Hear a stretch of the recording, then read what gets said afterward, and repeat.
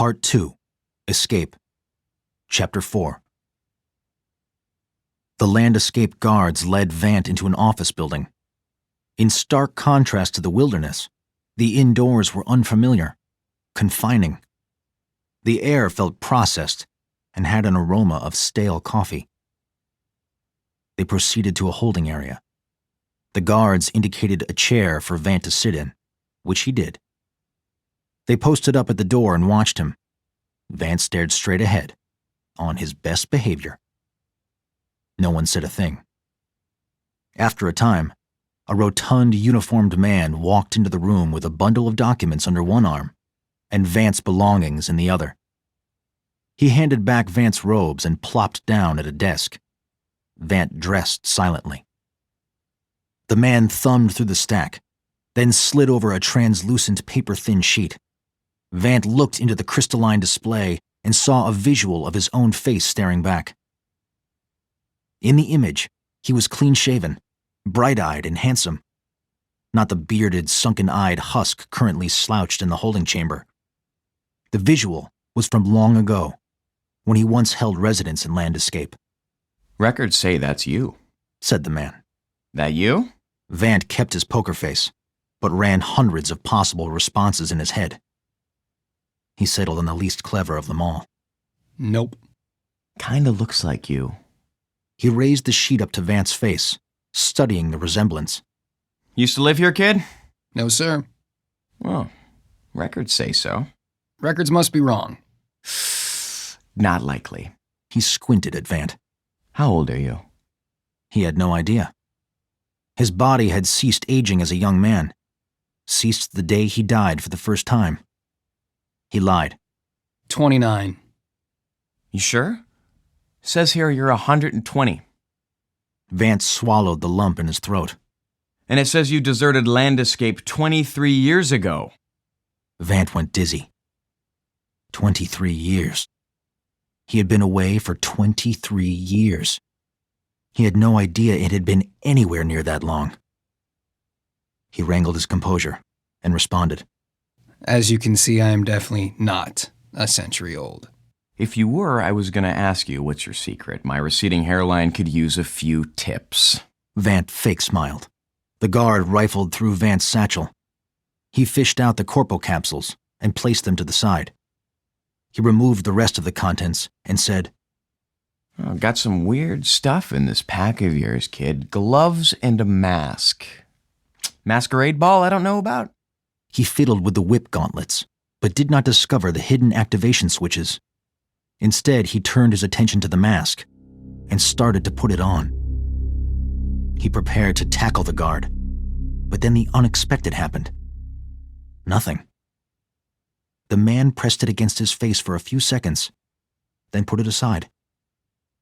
Vant concealed a sigh of relief.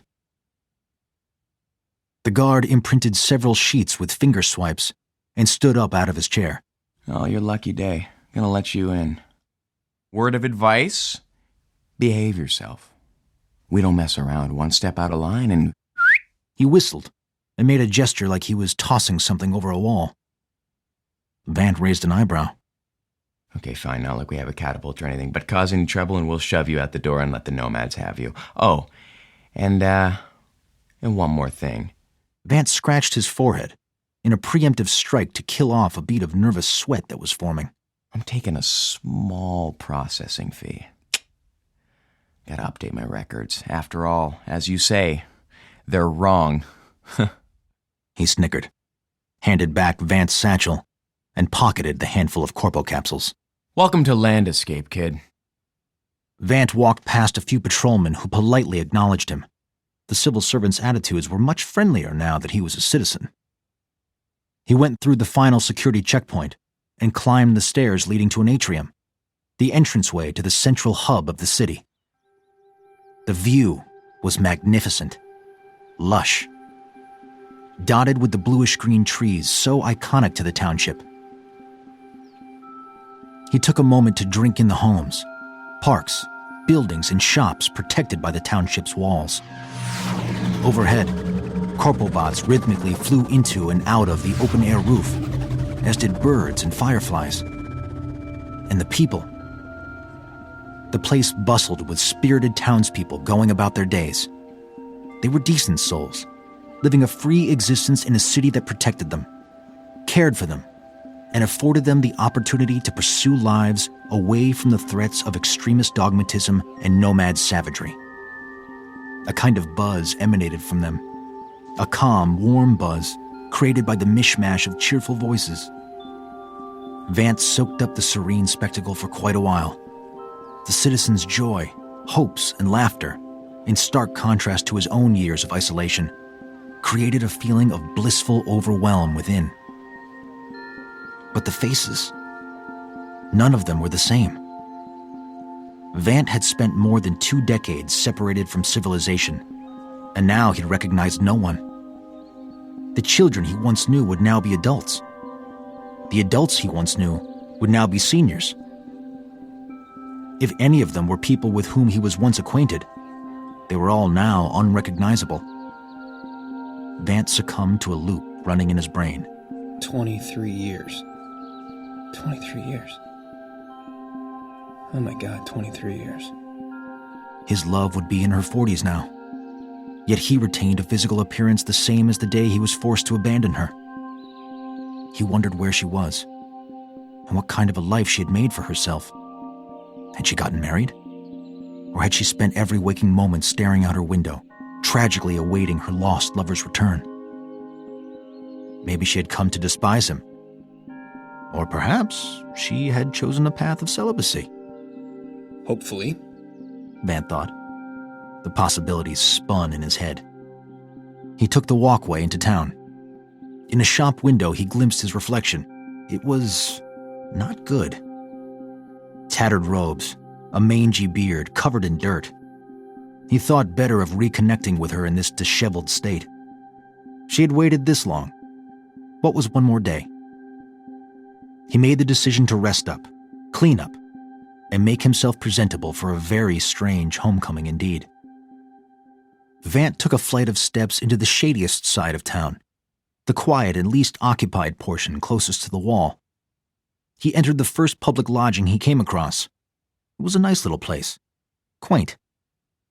As he walked through the door, an old lady greeted him with a kind but careful grin. Deserter, huh? Well, welcome, stranger. Whether you were born here or escaped here, here you are. It's all the same to me. No judgment. Business is business. So, what can I do for you? I'd kill for a bed. The lady looked at him sideways. Oh, not that I will. Phew! You never know, stranger. Sometimes deserters need an adjustment period to adapt to our no-killing lifestyle. Vant went red, ashamed of his social awkwardness spawned from years of isolation. Listen, I had money. The guards took it as my entry fee. Can I pay you later? I've got capsules saved up with Corpo. It was the truth. Every person was entitled to 1 green and 1 blue Corpo capsule per day, retrievable at any Corpo bot. As they were accruable, and Vant had not accessed his share in years, he would have no problem settling up with the innkeeper. She waved off Vant's worry. Head on over to room 12. It's clean and waiting for you. Why don't you pop in the shower? Get rid of that odor. No offense. I'll bring you some grub. Oh, and toss your clothes in the hallway, and I'll have them cleaned. Ashamed, Vant looked down at his cloak. Can I promise you some extra pills to drop them off for the Corpo bots to be mended? Because I'm afraid that's all I have. So I'm going to be stuck in my room until they're tidy, and I just don't think I should be walking around in the buff on my first day in Land Escape. Ooh, naked man running around. How horrible. Oh, my virgin eyes. After they shared a laugh, she said, I'll send them off to Corpo and bring them back when they're done. Call it 6 green 4 and we're square for everything. Vant, taken aback by her kindness, said, I'm good for it, I promise. And you're an angel. Thank you so much. Oh, I'll flirt back with you after you've scrubbed off that grime. No offense. Just can't really tell if you're cute under all that muck, stranger. She laughed as Vant, well aware of his revolting appearance, winked and headed off to his lodging. Entering number 12, he was amazed at how quiet a room could be. The silence was deafening, in a good way. He stripped, tossed his clothes into the hallway, and barely made it to the bed before 20 consecutive hours of non-stop snoring commenced. He dreamed of death behind his back, in front of him, everywhere, nowhere. The laugh, the scythe, a flash of steel. His head off. Its eyes blinked. Vant jolted awake. He was drenched in a freezing sweat. He wrestled for control over his heartbeat. He breathed. He massaged the scar on his neck. I'm alive. He thought.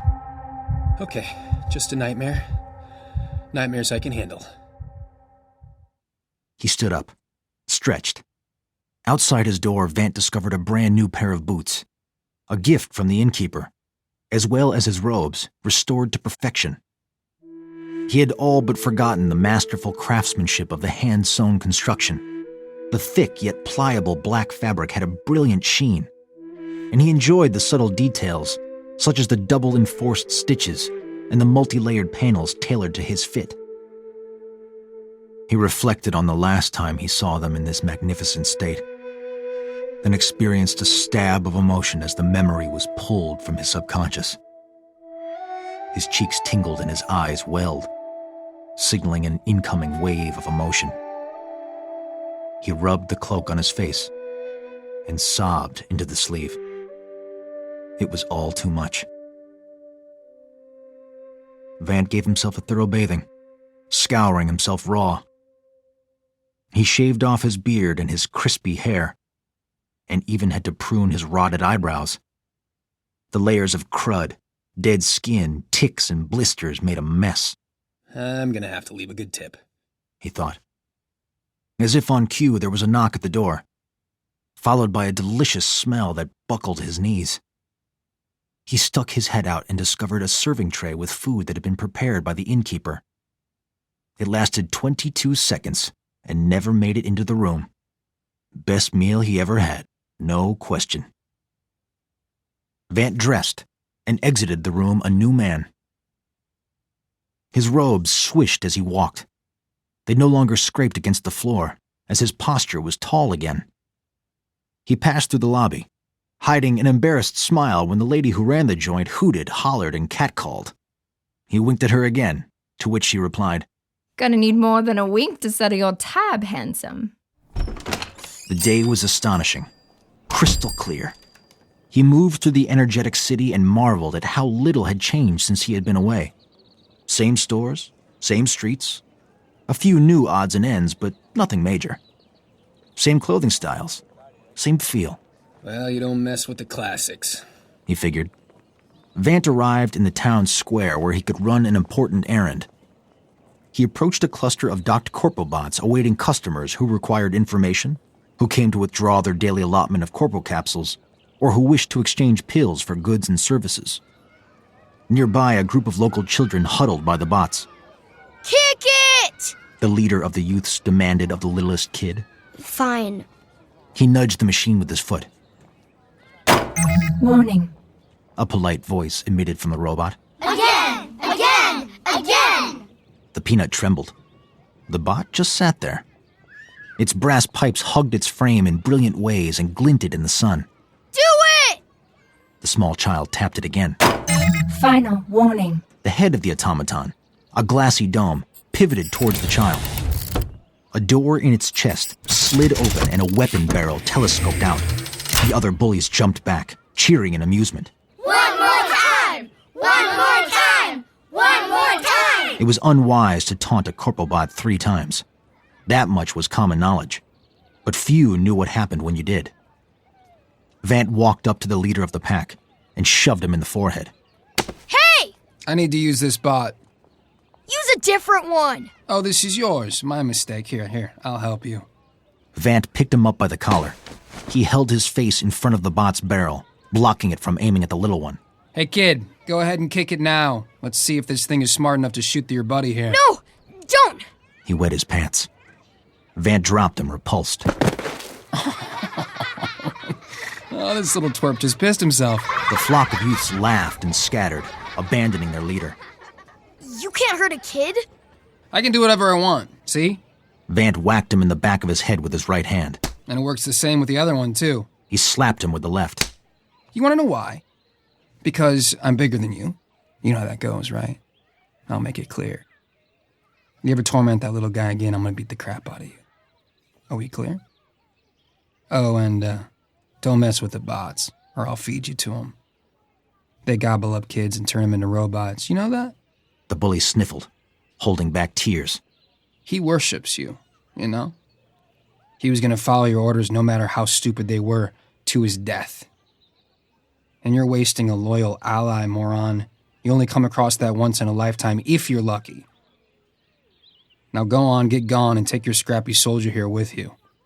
The kids ran off together. Vant eyed the corporal bot still in defensive mode, and wisely opted to use a different one, a few steps away. Public records. The machine chirped in acknowledgement. Read to V. He took a deep breath. Living or dead? The bot chirped and spoke. Re to V. Deceased. All of the warmth in Vant's body transformed into ice. All ambient sound disappeared. He felt like he should weep, but he didn't. After a while, he asked, Living relatives. Skii to V. Daughter. Living. Ree had a daughter. Did that mean he had a daughter? Where is she? Incarcerated. Land Escape Detention and Rehabilitation Center. Vant became lightheaded. His legs wobbled. He fell forward, catching himself by bracing against a corporal bot. Warning. It said,